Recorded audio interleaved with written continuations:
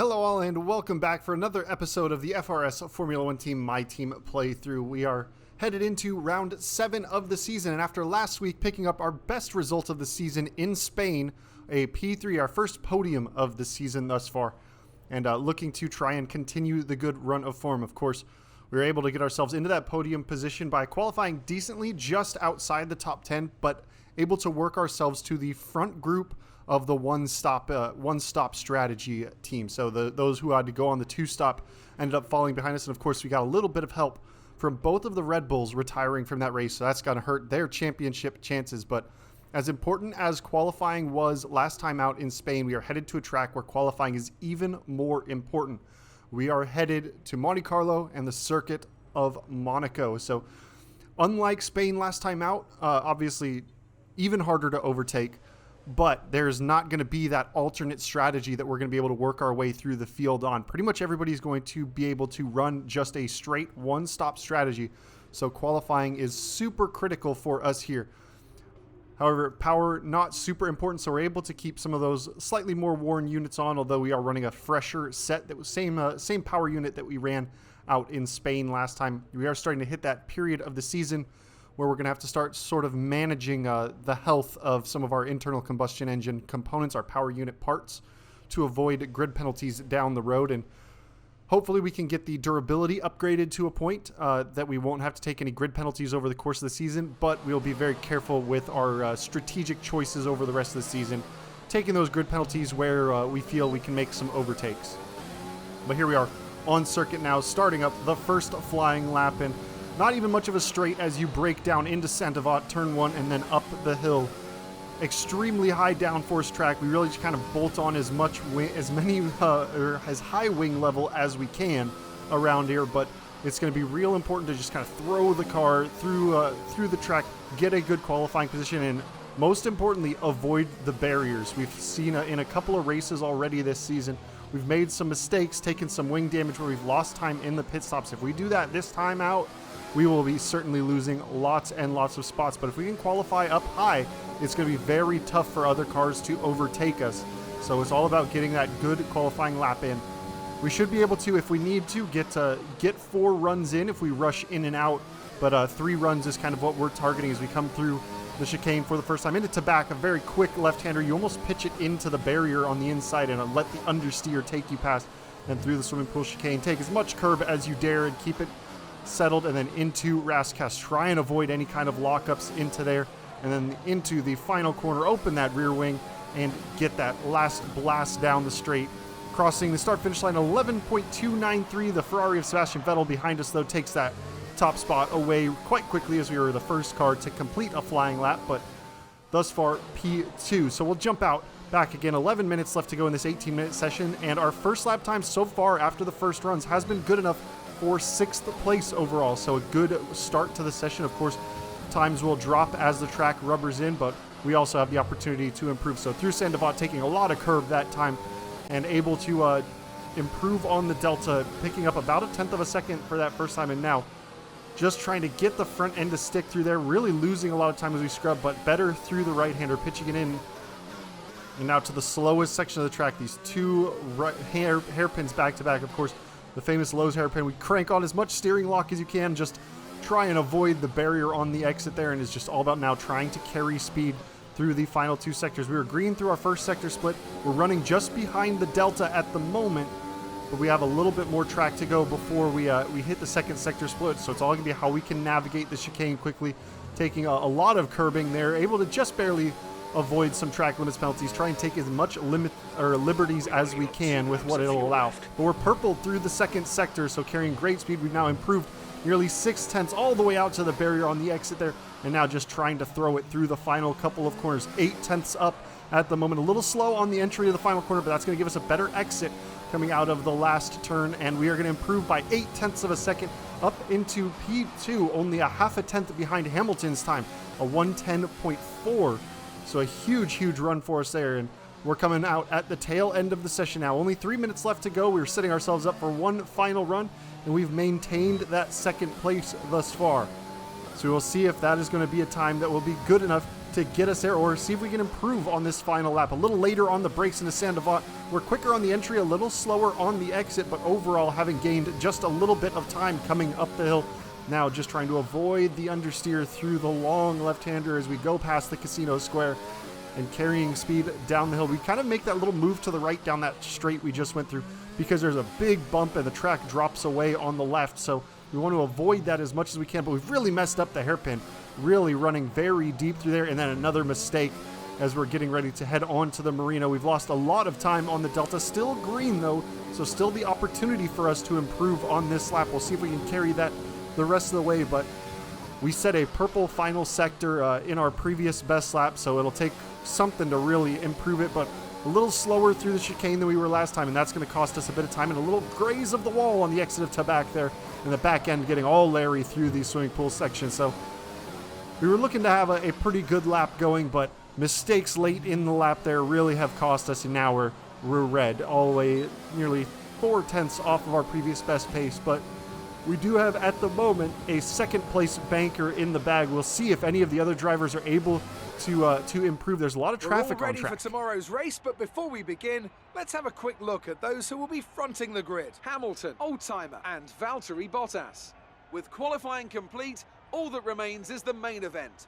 We'll be live and uninterrupted for the Grand Prix tomorrow, so make sure you join us then. So it looks like Hamilton was able to find some clear track to improve up now a half a second ahead of us, but we maintain our second place. We're starting on the front row, our best qualifying performance of the season so far, and we're splitting the Mercedes. And for a track where it's nearly impossible to overtake, it's really great that we're able to put it on the front row. Hopefully we can continue that into the race. Formula One returns to Monte Carlo once again today, home to the world-famous Monte Carlo Casino, first opened in 1863. And, of course, a certain road race, first held here in 1929. There's no greater an occasion, no more valuable a win than the Monaco Grand Prix. The prestigious Circuit de Monaco then. It's not all that dissimilar today to the layout that made its debut almost a century ago. It's 2 miles and 19 corners through the streets of Monte Carlo, and although the average lap speed of around 93 miles per hour is the lowest of the season, tiny margins for error make it the natural habitat of the safety car. Joining us today to oversee all the thrills and spills, it's Anthony Davidson. And great to see you. How are you feeling about the race today, and how are the circuit conditions from what you've seen? Well, the surface looks clean enough, but I'm a little bit worried about the track temperature. It's pretty cool out there, which could give some teams difficulties when it comes to keeping their tyres in the right operating window. The cars out there that work their tyres hard and really put a lot of energy through them, they'll be the ones that are better off.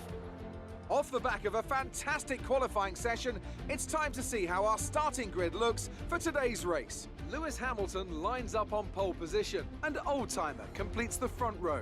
Looking at the rest of today's grid, we have Bottas, Perez, Alexander Albon, and Grosjean, Stroll, Vettel, Ricciardo, and Max Verstappen, Leclerc, Raikkonen, Kevin Magnussen, and Kvyat, Ocon, Norris, Pierre Gasly, and Antonio Giovinazzi, Sainz, Russell, Raghunathan, and Nicholas Latifi. It's almost time for the lights to go out, so let's head down to the track and get this Grand Prix underway. So here we are on the grid with the soft tires on that front row. It's all about this launch. We wait for the lights go down. We get a good launch, not really going to have a chance to make a run at Hamilton. We move across the inside to cover off Valtteri Bottas, not leave any kind of a door for him to slip up through. And we have managed to get it into turn one, into Saint-Avant, without losing that position. And now we have Lewis Hamilton ahead, and we have the battling Bottas and Perez just behind. The Red Bulls really mixed back into the field. Alex Albon P5, Max Verstappen way down the field. So for a championship challenger who had a rough day out with the retirement at Barcelona, not exactly a bounce-back performance in Monaco at this stage, but Hamilton away first. We have yellow flags as everybody's just slow through the hairpin. No incidents thus far, but now we aren't really worrying about the pace. We know Hamilton has tons of pace in hand over us here around Monaco. It's all about defending our position from Valtteri behind us. If we can happen to catch up to Hamilton, great, but the more we stick close to him, the more it's going to take life out of our tires that we should really look to preserve. It's critical now that we have the track position just to not make any mistakes, not get into the barriers, and really just maintain good tire life, so when we come to the pit stop phase, we can have a real quick in-lap and be able to counter Valtteri trying to undercut us at any point. But of course, Lewis Hamilton setting the fastest lap of the race, first time out, already pulling a 1.5 second gap to us. It looks like Valtteri has gotten clear of Sergio Perez, and now you can see him stalking us as we come up the hill. It's looking at him in the mirrors. It's just all going to be about car placement and avoiding any opportunity for him to get by. Realistically, if you put your car in the right place here around Monaco, it is nearly impossible for the car behind to overtake. So even though we may be at a significant performance deficit to the Mercedes, you can see the train that is starting to form behind us. We have enough pace in hand just to keep him behind. So at this stage, we started the race very much under-fueled and did that significantly on purpose. So the car was as light as possible for the launch to get away from the line as best we could. But now we're going to have to do some fuel saving, as we do every race around Monaco this time. So we'll continue to save that fuel, get that back under margin. But once again, it's so hard to overtake that even if we're running in that lean fuel mixture, trying to get our margin back, we really aren't going to lose too much to the car behind. We may lose gap to Hamilton in front, but that is not anything we're really worrying about. If there's any kind of a car issue with Hamilton, then we may be on for a potential race win there. But realistically, at this point, it's all about managing where we're at, trying to hold on to this podium position. You see, we made a mistake coming through this casino square there, and now Bottas all over the back of us, but there's just nowhere for him to go as we start to head down into the hairpins. And it's very easy when you're pushing hard to lock up coming into the hairpin areas here. So we're being very careful on the brakes. We are definitely giving up some time to Hamilton in front, but once we're started with the braking process, it's very hard for Valtteri to make any kind of a lunge on us. Here we are coming up. As we come down the hill, this is really the only other overtaking zone on the track. You have into turn 1 into Sandoval, which you, of course, get the DRS help, but then into the chicane. Really the only other opportunity to really overtake. You have to get significantly along the inside, but once you're kind of unable to make any moves there, you're stuck behind the car in front of you as long as that car in front stays on the racing line and doesn't make any kind of wheel spin mistakes or anything. So definitely trying to preserve the tires at this stage of the race. And now we'll have, as we start on lap 4, we're just kind of maintaining a bit of a gap to Valtteri. He's within that DRS of us, but that short is so straight is so short that you really don't get a ton of benefit from the DRS. Of course, drag is something that goes up exponentially based on speed, and the top speeds are so low around here that the amount of drag that you're reducing is not as effective as if we were going 200 miles an hour down Monza's main straight.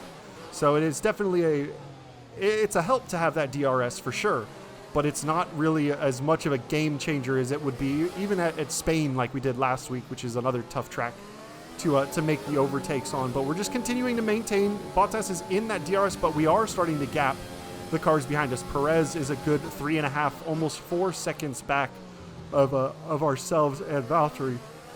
So we are kind of our own two-man battle going on at this stage, myself and the Mercedes. But we're in position for a potential best finish of our career here, as long as we can keep it in. But a big slap of oversteer as we jump to the curbing there, and that's what we got to try and avoid, because there's not a lot of ground to save the car. If you get a big snap of oversteer and you are unable to save it and get into the barriers, that is pretty much race done for you. We'd fall back through the field, have to make a pit stop to change the wing, and that would be less than ideal, to say the least. And of course, there's really nowhere to try and protect yourself. But we're going to jump ahead now, lap 7 of 39. The clouds have started to burn off, so the track temperature is starting to increase, and it's going to take a little bit more life out of the tires at this stage. But Lewis Hamilton has opened up a 4.6 second gap in front of us. We are maintaining about a 1 second gap to Valtteri. Some laps here and there he's in the DRS, other laps he's able to fall behind it. But it's all about turn 1. Another thing though that is different with our setups, I'm running such a high downforce setup for Monaco, and of course the AI runs the default wing levels, so he does have a straight line speed advantage, and most importantly, it's up the hill after turn 1. That's where he can make some serious ground on us, as we are really kind of pushing against the air. and they get a very good exit out of turn 1 pretty frequently. So even though that's not a traditional overtaking zone, that's an area where we're going to have to worry about Valtteri potentially taking an attack at us.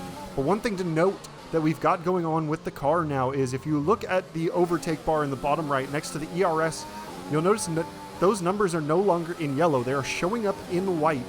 And right next to the lightning bolt, you see a little vertical tick mark of white there. And that means that our energy store is beyond the 50% wear level.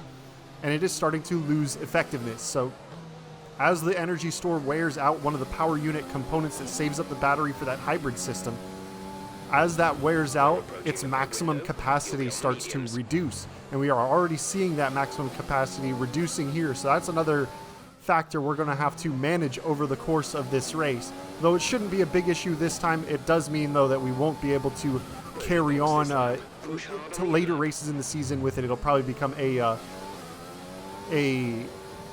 practice component. But here we are, lap 11 now, and we've gotten the call to pit in by our race engineer. Tires are still in decent shape, so we're on about 45% on the worst tire. But it's not so much the tire wear that's going to dictate when we make our pit stop. It's going to be what the cars around us do. And I think in order to avoid Valtteri from getting any kind of undercut on us, we're going to have to try and pit when Lewis does, which should be this lap as well. We're running the same tires, same strategies, similarities, and it's going to be all important about the outlap and trying to find some clear air to feed into. If we fall back into a major group and get held up by that, it could be an opportunity for Valtteri to do an extra lap in the clear air, get an overcut on us. But the pit stop phases are the most important now of this race. We aren't really worrying about how much we're going to have to race the car around.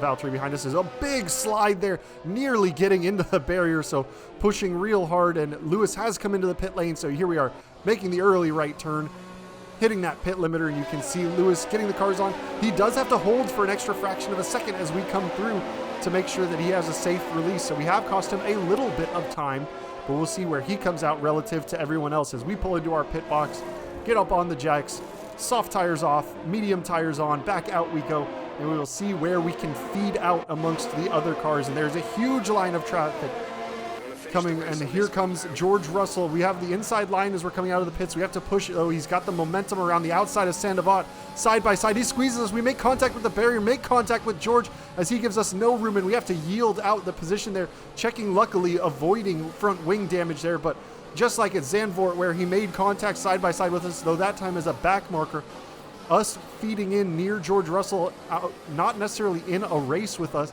has cost us a position because he just got very elbows out and pushed us right into the barrier. Now you can see we're in a huge train of cars. We got Russell, we've got Gasly, we've got Norris, we've got Kvyat all in a row in front of us. It looks like there's a Renault.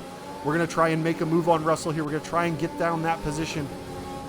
So here we are having a look to the outside. No, switching it to the inside of the chicane. Hard on the brakes. We've gone well deep though. When across the chicane, we cut that corner and come out ahead of George Russell. So we're going to back out. We're going to let him through. And here comes Giovinazzi trying to make a opportunistic move as we had to let Russell back by just because it was an illegal overtake, to be honest. But luckily we were able to close the door, not let Giovinazzi through, and George Russell has lost some time to the cars in front, so that's absolutely not what we needed. As Valtteri is coming out of the pit lane now, we can see his dot moving on the mini-map, and there he is. We're going around the outside of George Russell into turn one. Valtteri's going to have the inside line as we come up the hill and come out side by side, and we just come out ahead of him. So in a sense, 3 wide into turn one, but Valtteri's got a huge run. We're defending to the inside of the Casino left-hander. He's going to try and sweep it around the outside, but just carries a little too much momentum and has to back out. And he is on 1 lap fresher tires than us, and he is attacking very hard. So we're going to have to try and defend at least until we get some clean air in front of us. We are catching up to Gasly in front, but most importantly, we come out just ahead of Valtteri, the car we were battling with through the stages of this race the whole way through thus far, and we managed to come out just ahead once again. But here we go. He's coming through the tunnel. Is he going to have a run at us into the chicane? Pulls to the inside on the brakes. He's up the inside, but he has to kind of cut the angle. We try to give as much room as we can and still make the corner, and he is unable to get the move done. So we're able to make a little bit of wheel banging contact, but maintain that position. But he is all over our gearbox, pushing us very hard, pushing us to an uncomfortable level, especially with all these barriers around us. And now into Rascasse we go. A couple of the cars that were ahead of us making their stops into the pit lane should be just the medium tire runners that are going long out ahead of us now, and we have to try and catch up to that gap if we're going to continue to be under attack from Valtteri Bottas, who could really use the DRS off the cars in front of us. But at this stage, we really should be well clear of all the cars that are on that soft tire strategy. It's all about the cars on the medium tire strategy ahead of us. They should drop behind us. So we are running still in a net second position on this race. And even though we haven't really had too many overtakes aside from the one on George Russell, this one, it's been pretty much going around and maintaining. Still been a stressful race thus far. Those barriers always ready to jump out and attack you. But this time, as we come through the tunnel, Valtteri is much further behind and is not in a position to attack on him. We're at 14 of 39 laps in this one. A fairly short lap time around here, but makes up in the quantity of laps. So we have been saving fuel very well, though. We started the race about 1.2 laps short, and after only 14 laps, we are now 0.3 laps under fueled. So we're definitely making up our fuel margin pretty easily.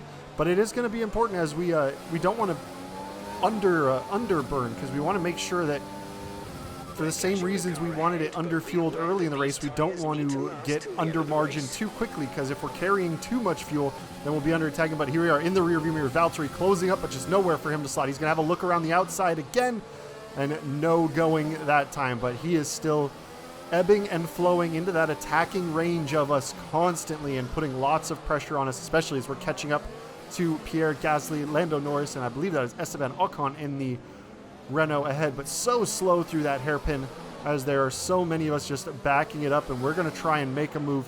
We need to try and get past Gasly. If we can put a buffer between ourselves and Valtteri for a little while, it would definitely do well for us, but we've got plenty of power with the fresher engine components that we've taken on from the previous races, but that energy store really not helpful.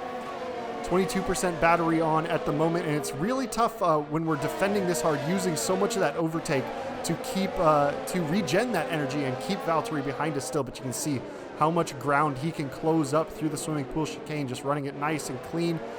But we are within that 1 second margin to the AlphaTauri in front of us, so you see that rear wing open up, give us that extra little bit of straight line speed, and should be plenty to defend from Bottas this time around. So we continue to trundle around in net P2. It is just Lewis Hamilton out ahead, and if you check the mini map, you can see that that pale dot is up the road, just coming through the hairpin now. But you can see a dot of the same color of us just in front, and that is our teammate Mahavir Raghunathan, who is actually stayed out on his opening stint, I believe, and made his way in front of Hamilton. We have a little bit of a lunge on Gasly, but we don't get anywhere near him. And we make some contact with the rear of his tire there, front wing to rear tires. So we're going to take a peek, make sure. Looks like we have luckily avoided any kind of damage, but that's put Valtteri all over our gearbox. Look at the pace he has. We're going to park the car right in the middle of the road, make him pick a direction.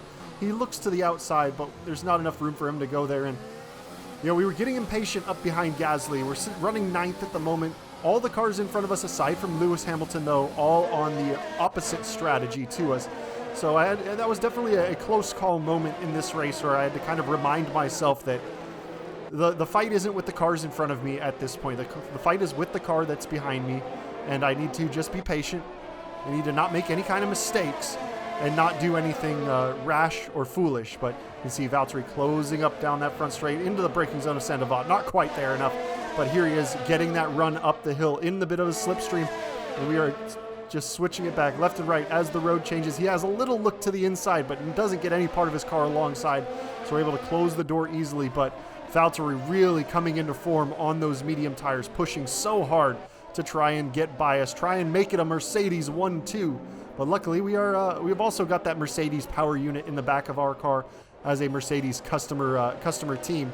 So we've got the good straight line speed, but look at how close we are to Pierre Gasly on the back of him. We'll see, can we make a move into the chicane? It's not one we're going to take with any kind of too much risk, but no, we're not quite close enough, and we're just going to settle in, not worry about it, and he's just going to stay right in front of us. And we've really saved a lot of fuel to this stage, and could be in getting ourselves into a bit of trouble if we are carrying too much fuel, because that's extra weight on the tires and that'll wear them out quicker. And the soft medium can make it. It is a little bit more, it is more marginal than cars that will go soft hard, but there we go. Gasly and Norris into the pit lane ahead of us, and it is just Lewis Hamilton out in front. Luckily, we pick up a little bit of DRS off of them 21 laps into this race, but Lewis Hamilton 13 seconds clear of the field now, as Mahavir has gotten out of his way a few laps ago, and Lewis now has just totally clean air well up the track from us. So 100% of our focus now for the remaining laps of this race right behind us, and we're going to jump ahead now.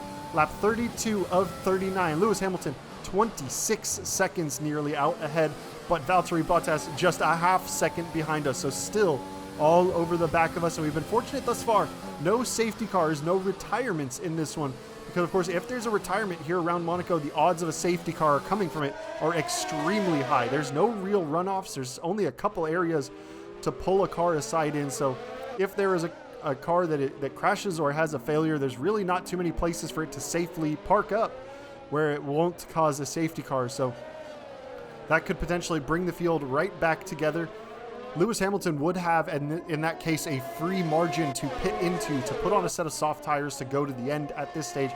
With Valtteri all over our tail, we do not have that luxury, so we would have to stay out on the mediums. And while we would get the benefit from a safety car of bunching the field up and potentially being able to attack Hamilton at the restart, it is very much, it's not at the forefront of my mind at this stage of the race. I'm 100% focused on that Mercedes all over our mirrors. And oh, there he goes in on the braking zone to Rascas. Valtteri Bottas gets into the back, and huge wing damage for him. So he has collided with the back of us. There's some debris on the track there. We'll see if that causes a VSC or anything. But now he has to make a pit stop for a front wing change, just over aggressive into a non-overtaking zone, gets into the back of us and cracks off his front wing. And that is hugely unfortunate for him this close to the end of the race. But now we just have Kimi Räikkönen 7 seconds back of us on a set of hard tires, so he is going to have a bit more performance at this stage of the race, as our mediums have been falling off and those hards are still kind of maintaining their form. But amazing to see now an Alfa Romeo in the podium positions at this late stage of the race. He had a good qualifying and is in a position to pick up a good haul of points. But here we are jumping ahead now, lap 36 of 39. Räikkönen still about 6 seconds back. But now with those yellow flags, we were a little distracted coming through the swimming pool. And oh no, Räikkönen is shuffled behind Perez and Leclerc. Räikkönen is the one who is going slowly. Räikkönen running in a podium position now with a mechanical failure and is going to be out of this race. We'll see, can he find some runoff to park the car on and not cause a safety car. So he's officially out of the race. And within a few moments, we'll know whether or not that safety car is going to be called. It looks like he's in the swimming pool chicane. There are some runoffs there. But here comes the field, the rest of the field coming through past him. Magnussen jumping up into the top 5, but now Perez running in the podium position. So that third place position is really shuffled through. Valtteri taking damage and falling out. Räikkönen with a mechanical DNF, and now Perez is into that position with only a few laps left to go in this one. Although it looks like no safety car or virtual safety car called on that. So we should be running to the end of the race, and we really have no one to race with anymore. We are just kind of out on the track on our own. It's all about maintaining that decent pace, not making any kind of mistakes the rest of the way, just trying to bring the car home nice and safely.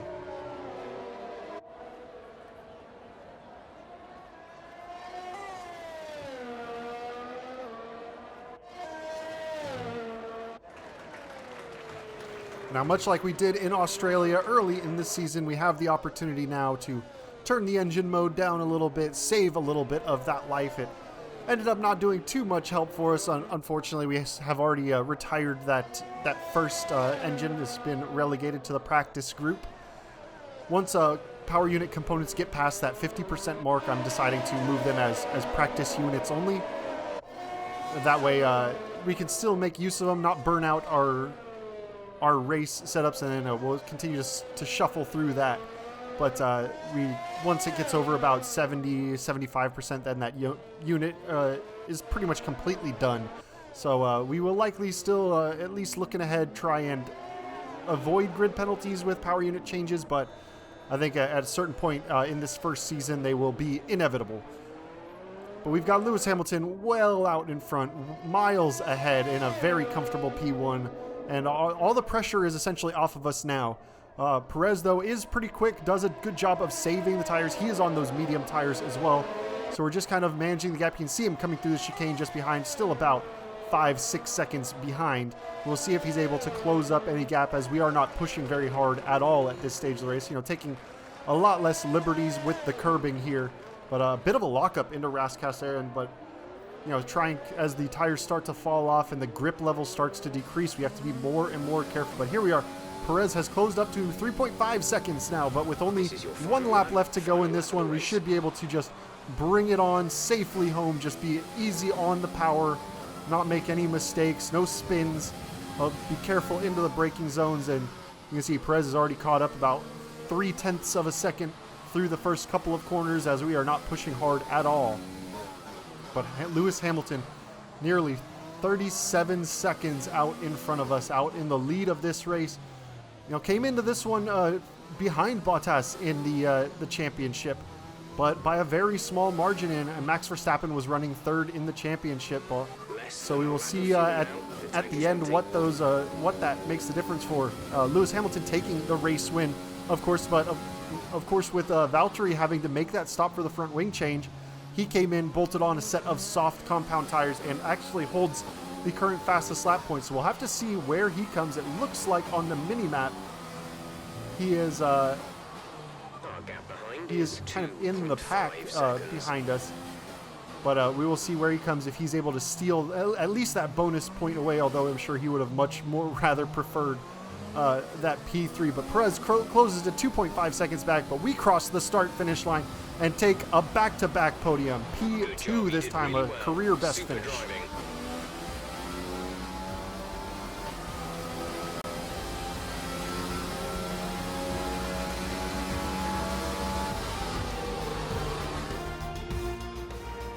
That's it then for another nail-biting Monaco Grand Prix. We were on the edge of our seats the whole time, but they've come through to take a stunning victory.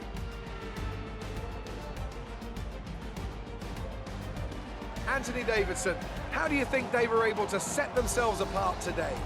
I think a large part of the result comes down to temperament. They were able to keep their heads when everyone around them was losing theirs, and that's allowed them to get the best out of the car, to maximise the strategy, and to stay out of trouble. And I can see the drivers starting to approach the podium for the victory celebrations. A real team victory today. Everybody played their part. Congratulations then to Mercedes, your race winners today. So a second time standing on the podium. Man, I really got to figure out how to do the race suit customization too. I think that would be nice. Although with the F1 2021 coming pretty shortly, I think try and just get through this season and then update into the new game. And after this round of the World Championship, here's how things look in the drivers' table. Lewis Hamilton takes the lead of the drivers' championship. Some amazing talents out on the track today. But Anthony, who would you pick as your driver of the day? Well, I certainly didn't have any complaints with Kevin Magnussen's performance today. Incredible driving. It's time to check out the constructors' standings. Mercedes continue to extend their lead. Meanwhile, good work from the owner-drivers team this weekend, who pushed themselves further up the order. It's been an absolutely wild weekend of Formula One action. I can't wait to see what's next. The back-to-back podiums have certainly helped us out in both the Drivers' and Constructors' Championships. The car is really starting to round into form at this stage of the season, and unfortunately, Mahavir still not picking up any points yet thus far in the season. We really are continuing to pump in the investment into the second driver's seat to try and get him up to speed. I don't want to have to go to another driver when his contract is up, but it could be a situation where we need to. But we'll just have to wait and see for sure. But we're back in the headquarters and ready to pump in some of our R&D points, pump in some of our activities, and we have the option here now for a podium celebration party, which is pretty neat. I didn't notice that before, and that's going to improve the morale for everybody and cost just a cozy 15 grand. But you can see we're throwing on weight training for the second driver. And we'll throw on a few other things. Pretty long amount of activity timeline available to us this time. So it looks like we'll visit the sponsor headquarters and do a chassis development. We do have 2 upgrades planned to hit before the next race. So that should be a good chunk of performance coming our way. It's aero development and a durability upgrade. So we are kind of pigeonholed, at least at the development level that we can for our power unit. So we are going to spend some points on the chassis development as well. Just it's the only thing we can spend it on at the moment because durability and aero have developments ongoing. But according to the performance comparison, it looks like those upgrades could take us just up towards Renault, and Haas really making a big jump up the tables in the last couple of races. But a 4-race point streak, pretty solid after picking up points only once in the first 3 races. And as I say, the car is really starting to come around, perform a little bit better. It's getting more drivable, more competitive with the top tiers. And it'll kind of ebb and flow as the AI is stronger or weaker at different tracks. We head to Baku next, so another street track that we will have to be careful with the walls with and contend with. However, Baku is much more overtaking friendly, let's say. It's got one of the longest full throttle sections on the entire calendar. So it does allow some serious overtaking down that front straight, and that is where our aero developments could really come into play, come in handy, and we are definitely going to need the power from the power unit. It is a very power-sensitive track, so we will put that new energy store in for the next race, as that will be relegated to the practice bin. But you can see we're just moving all the Power Unit 1 components in as we're getting ready to set the car up for the practice. But there's been a failure in the rear wing strakes.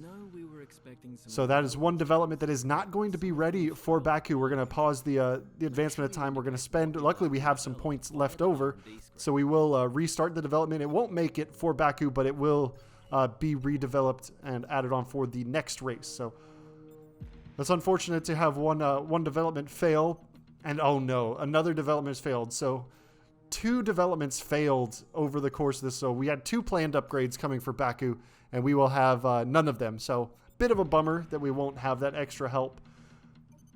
But the car, like I said, the car is doing pretty well. But no development packages coming for Baku next race out. It's another track though that alternate strategies can be a good factor. Soft, hard, you can make work, and I think the AI will typically try it. Although it is they do have to do some tire save early on those softs. They wear softs out really quickly. Medium hard might be a better strategy, but we'll see in the practice sessions just what kind of tire wear we get. Although we have opened up some new ground in the power unit development, so next time we get some points, we will certainly continue to increase that ability. But we've only got 132 resource points left. We've restarted the developments on a couple of the other developments that were failed, so hopefully we should have those before we head out to France. But we will make small adjustments to the tire allocations before we head out to Baku. But thank you all for joining me on this one. We will get ready for round 8 of the season coming up very shortly. And it was great to get ourselves on that back-to-back podium. We'll see if we can carry that momentum and have another really strong result. But I will catch you guys next time. You take it easy. Peace.